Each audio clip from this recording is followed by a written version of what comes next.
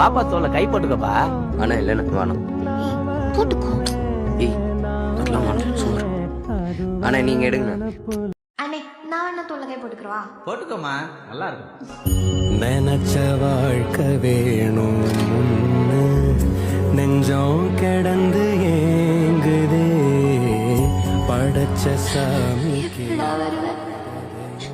நான் வரேன் கல சீக்கிரமே வந்துடுறேன். எல்லாரையும் போல நல்லாரும் போனால நீதி தரும் சேரும் நமக்குண்டு அழகிய எதிர்காலம்.